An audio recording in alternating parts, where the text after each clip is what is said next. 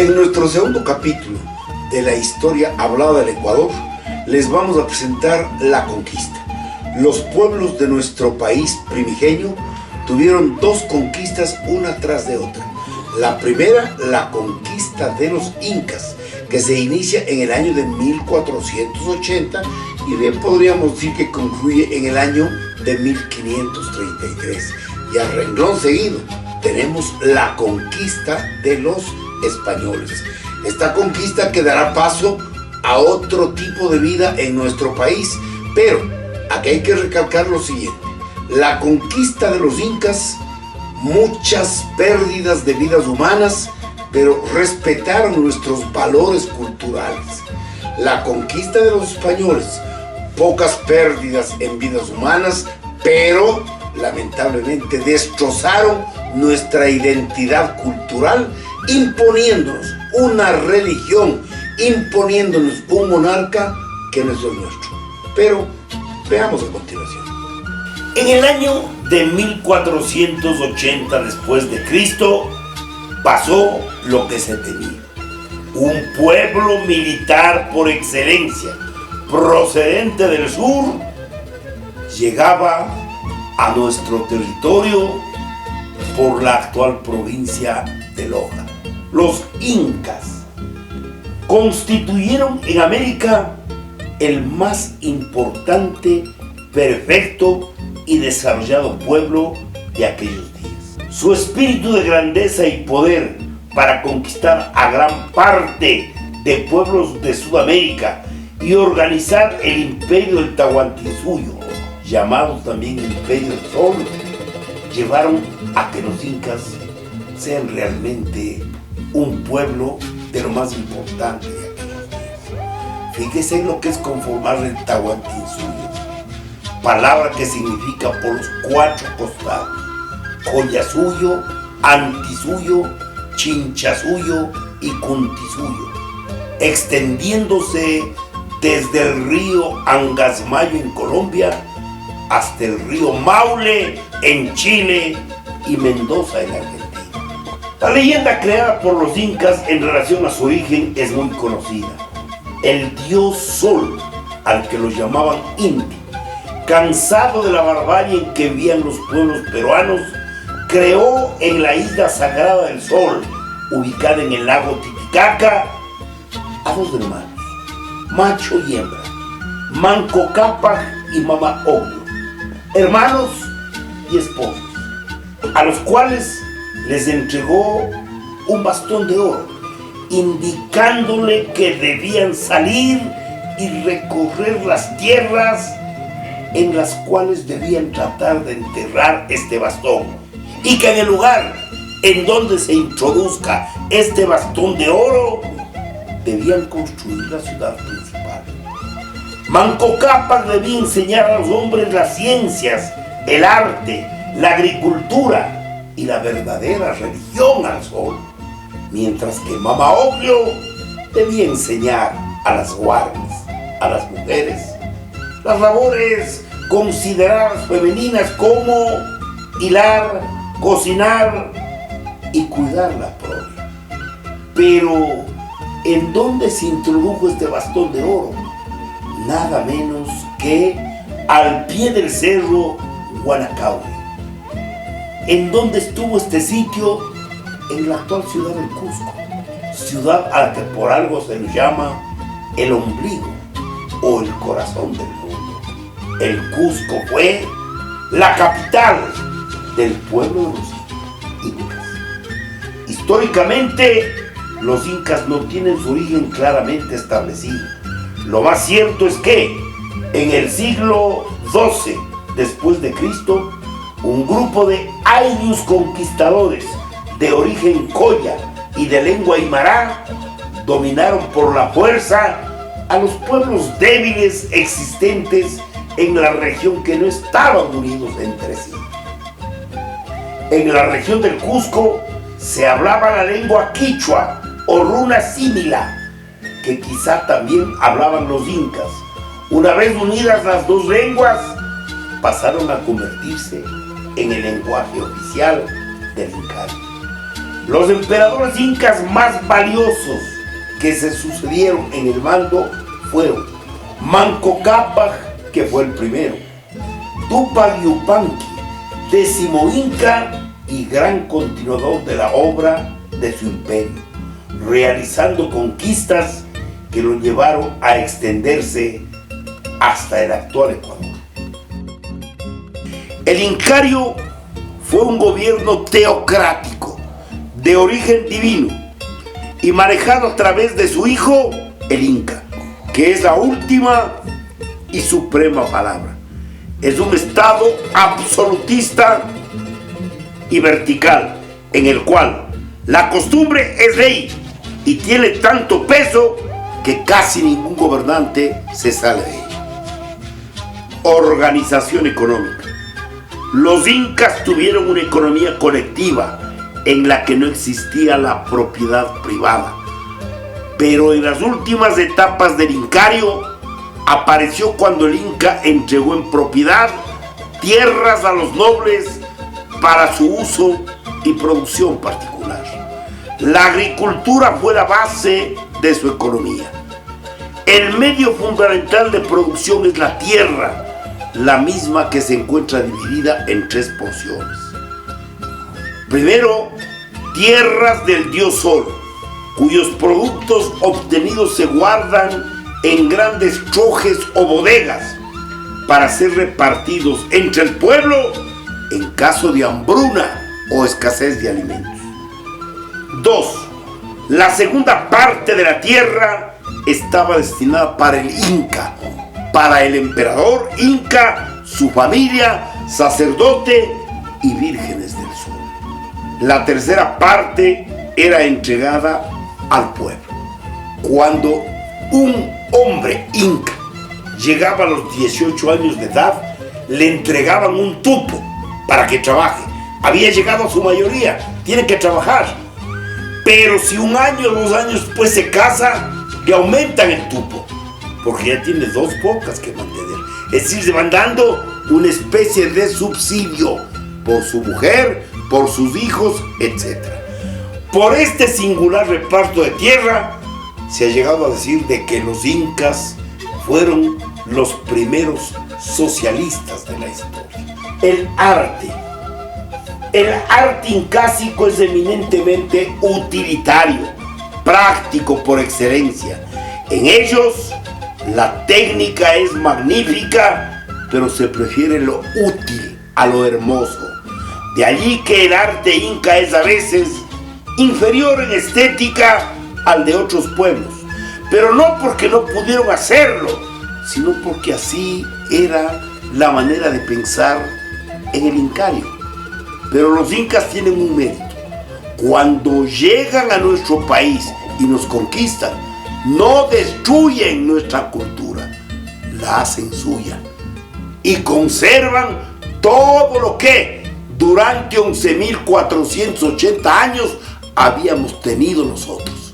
Situación que los españoles, cuando llegaron, no lo comprendieron y nos destruyeron completamente todo.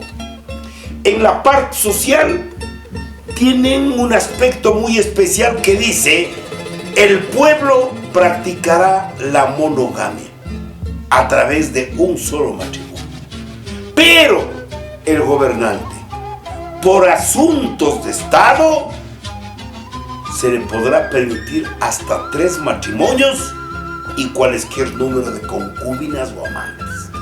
Por esto es que Huayna Cápac tuvo 3 matrimonios. Precisamente el tercero fue con la quiteña Pacha por asuntos de Estado. Pero cuando hablan de cualquier número de concubinas, llega Píllaro, pierde la cabeza por Choazanguil, una Ati pillareña, y allí tendremos las consecuencias. Un héroe indígena, Rumiñao. A la muerte de Tupac Yupanqui le sucede su hijo, nacido en Tomebamba, es decir, en la actual ciudad de Cuenca, Huayna Cápac, quien es uno de los más grandes gobernantes incas. Sin embargo, por las armas, nunca pudo conquistar a los quiteños, por lo que fue necesario aplicar la política matrimonial. El Inca Huayna Cápac, 14º emperador de los incas, contrajo matrimonio con la reina quiteña Pacha, 16ª y única mujer en haber llegado a ocupar el trono de los chiles. Y así se conforma, como ya dijimos, el poderoso imperio del Tahuantinsuyo.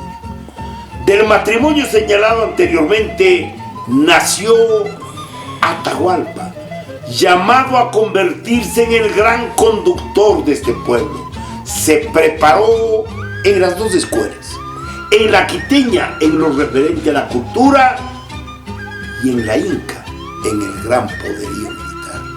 Huayna Cápac muere en el año de 1526 y quedan dos ciudades en disputa: Quito con Atahualpa a la cabeza y el Cusco con Huáscar. Tarde o temprano debían enfrentarse al menor pretexto que lo van a dar los Cañaris en el año de 1530. Los dos hermanos lucharon durante 2 años, de 1530 a 1532. En julio de ese año, Atahualpa, con su estado mayor, conformado por Rumiñahui, Quisquis, Caricuchima, Razo y Sopozopanqui, lograron derrotar a los ejércitos de Huáscar a domicilio en el Perú, en los territorios de Jauja y Quipaipán.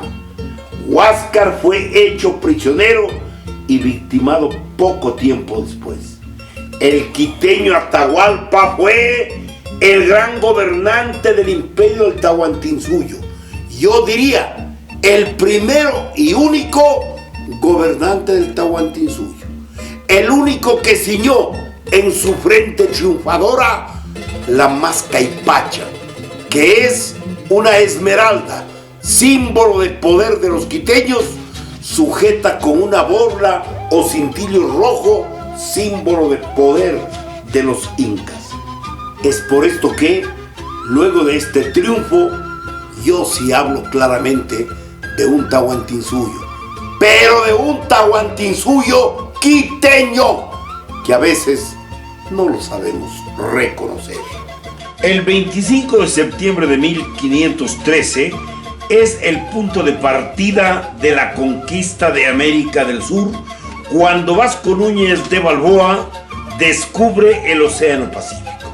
Tiempo después, el príncipe panameño Panquiaco, hijo del cacique Comagre, conversa con Núñez de Balboa y le da a conocer la existencia de un imperio muy rico, ubicado al sur del mar, que acababa de conocer. Se llamaba Virú, que significaba tierra de riqueza, y pide que organice Núñez de Balboa una expedición. No lo podrá hacer porque fue decapitado por orden de su suegro Pedro Arias Dávila, mejor conocido como Pedrarias Dávila, que en esa época era gobernador de Panamá. Debido a estos acontecimientos, serán otros conquistadores españoles los que organicen esta empresa.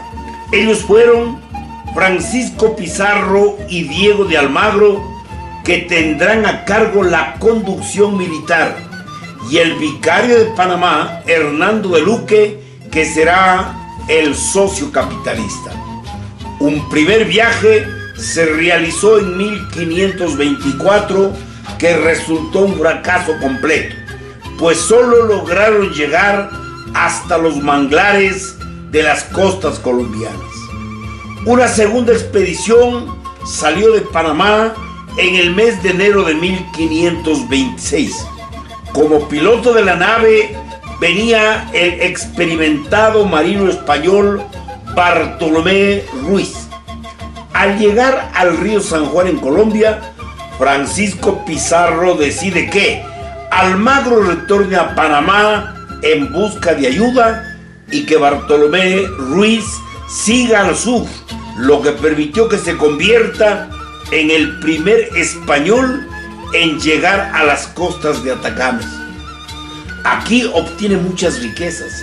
Se encuentra con indígenas nativos de esta región, entre ellos el famoso Beripillo, un indígena de la población de Atacames. Con todo lo que encontró, Bartolomé Ruiz regresa al sitio en el que se había quedado Pizarro, quien se dio cuenta de la magnitud y riquezas que podían obtener, por lo que decide regresar a Panamá para prepararse de mejor manera para un tercero y definitivo viaje, que en esta oportunidad, luego de las capitulaciones de Toledo, constará con el visto bueno del rey de España. Este tercer viaje, como ya dije, contó con el apoyo del rey de España, Carlos V, y salió de Panamá en 1531 con 3 embarcaciones, 186 hombres y 26 caballos. En esta oportunidad constan nuevos nombres como Sebastián de Benalcázar, Hernando y Gonzalo Pizarro. En esta ocasión estuvieron primero en la isla de Puná, luego pasaron a la población de Tumbes y finalmente, después de visitar San Miguel de Piura, llegaron a Cajamarca en la noche del 15 de noviembre de 1532. Aquí la batalla será al día siguiente, el 16 de noviembre de 1532. Atahualpa ha recibido la invitación para visitar la plaza de Cajamarca. Así lo hace y lamentablemente se produjo la tragedia, la matanza de Cajamarca el 16 de noviembre de 1532, fecha en la cual Atahualpa es hecho prisionero. Muchos soldados incas murieron. Muchos preguntarán, ¿y qué pasó con Rumiñahui? Rumiñahui no quiso ser carne de cañón. Rumiñahui aconsejó a su hermano Atahualpa no asistir a esta reunión. Como no le aceptara, Rumiñahui sale rumbo al norte, rumbo a la capital del pueblo de los Xiris, para resguardarla, protegerla y ver cómo se defiende de los españoles. Atahualpa, luego de ser tomado prisionero, fue a Cajamarca, y en Cajamarca los españoles demuestran claramente la sed, la ambición por el oro y la plata.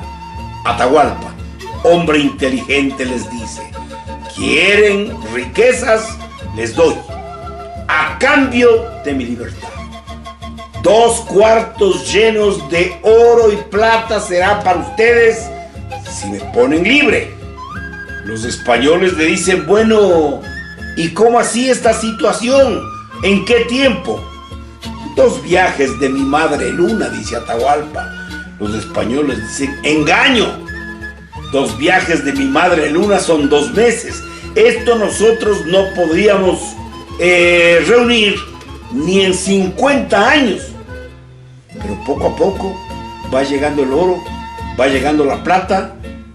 Atahualpa piensa que su libertad está cerca, hecho que no acontecerá. Porque cuando ya tuvieron todas las riquezas, le someten a un juicio.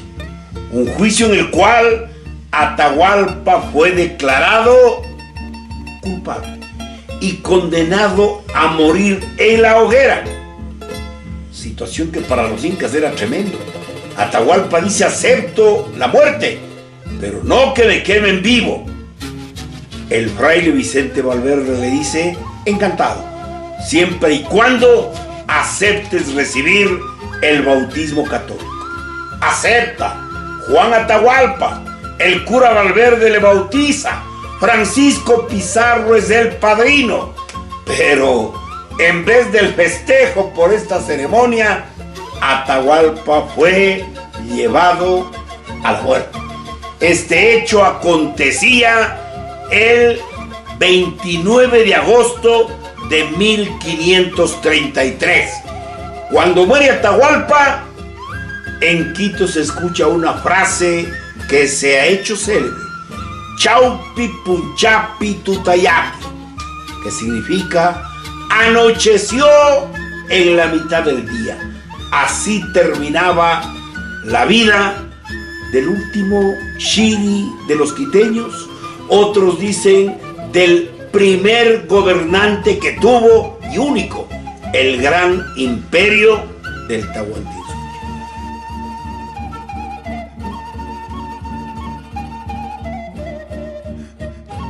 Fundación Española de Quito. Presencia de Sebastián de Benalcázar. Luego de la tragedia de Cajamarca, Francisco Pizarro designa a Sebastián de Benalcázar como gobernador de San Miguel de Piura. Allí se encontraba cuando un grupo de españoles le proponen conquistar por su cuenta y riesgo a un pueblo inmensamente rico y que se llamaba Quito, de la cual fuera su jefe Atahualpa, que acaba de ser victimado en Cajamarca. Benalcázar en principio no acepta porque manifiesta que habrá que pedir autorización a Francisco Pizarro. Pero tal fue la manera de persuadirlo que finalmente acepta, y en el mes de febrero de 1534 salía desde San Miguel de Piura rumbo a la capital del pueblo de los Shiris, rumbo a la ciudad de Quito. En el trayecto va a mantener un gran enfrentamiento primero con los cañaris, pero terminan uniéndose, terminan formando una sociedad, los cañaris, que odiaban ya a los quiteños, con Sebastián de Benalcázar, y con este ejército conjunto marchan rumbo al norte, y en una encarnizada guerra que se realiza en la llanura de Tiocajas se van a enfrentar, por un lado, el ejército español unido a los cañaris y comandados por Sebastián de Benalcázar, contra el ejército indígena que lo conduce Rumiñahui. Nos cuenta el padre Juan de Velasco que ya llevaban 7 horas de combate, que por primera vez los indígenas estaban muy cerca de imponerse a los españoles. Inclusive han muerto 4 caballos de baque para los españoles, pero cuando ya se aprestaban a celebrar la victoria, nadie sabe cuál va a ser la reacción de la naturaleza. El Tungurahua entra en erupción. Los indígenas consideran un castigo de las divinidades, de sus dioses, abandonan a pesar de las arengas del Rumiñahui, y Rumiñahui, de legítimo vencedor en Tiocajas, tiene que salir en precipitada huida rumbo a la ciudad de Quito, a protegerla, a ver qué está pasando en esta ciudad. Sebastián de Benalcázar le va siguiendo a Rumiñahui, y al llegar a Quito, oh sorpresa, Benalcázar ve que la ciudad ha sido incendiada. Varias vírgenes del sol han sido victimadas porque demostraban cierto interés por conocer a los españoles, a los chapetones.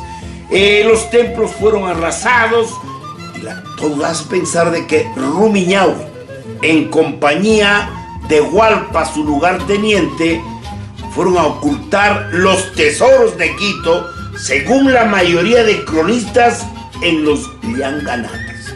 Otros señalan que fueron al sector de Sichos, en la provincia de Cotopaxi. Cuando Benalcázar llega, repito, la ciudad está destruida.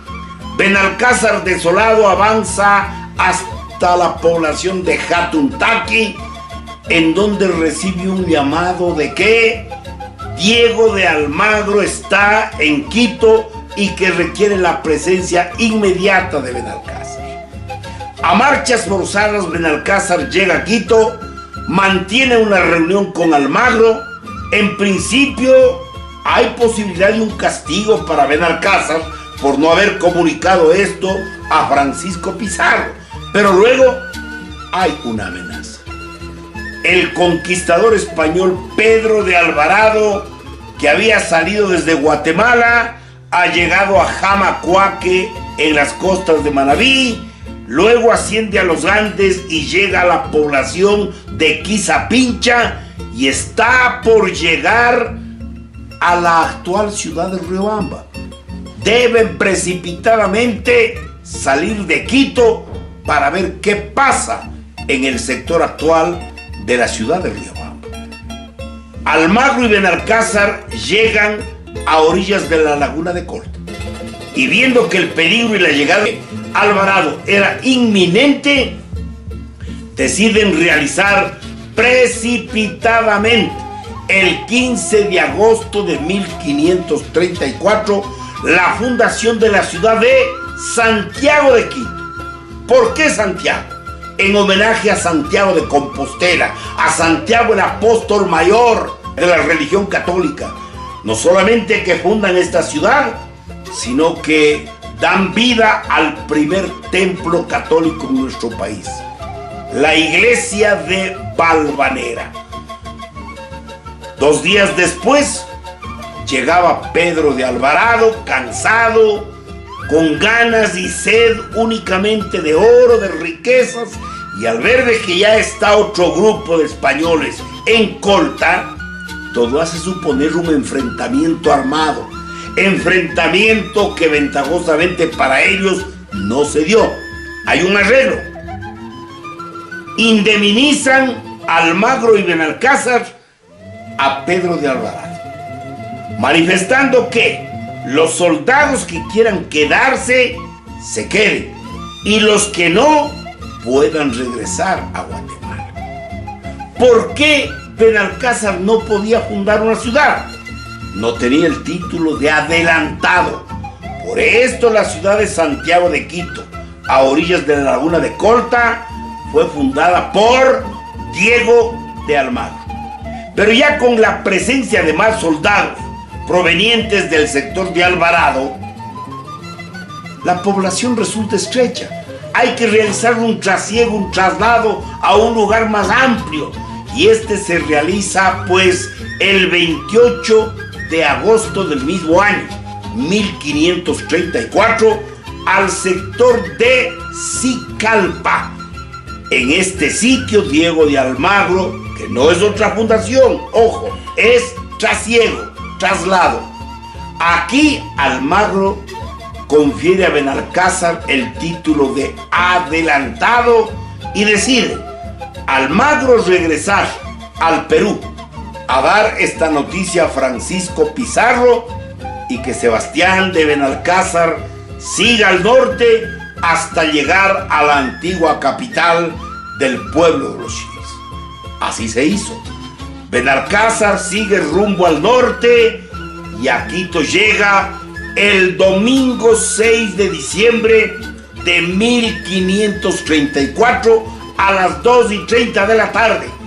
Llega con 200 hombres blancos españoles y 3 negros.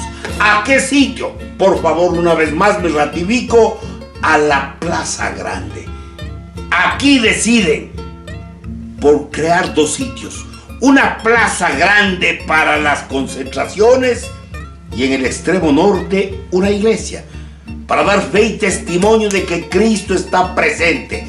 Es la iglesia de la Veracruz en esa época, hoy llamada Iglesia del Belén. Así se realizó la fundación española de Quito en la fecha señalada. ¿Y Rumiñahui? ¿Qué pasa con Rumiñahui? Rumiñahui está en el sector de Sitios. Allí le ubican en el mes de febrero de 1535. Los españoles se dan cuenta que es él, le someten a los castigos más brutales hasta que divulguen dónde están las riquezas, que nunca lo hizo. Finalmente, los españoles se cansaron y le dieron muerte quemándole vivo. Rumiñahui no reclamó, Rumiñahui no aceptó nada, murió como mueren los valientes, murió de pie.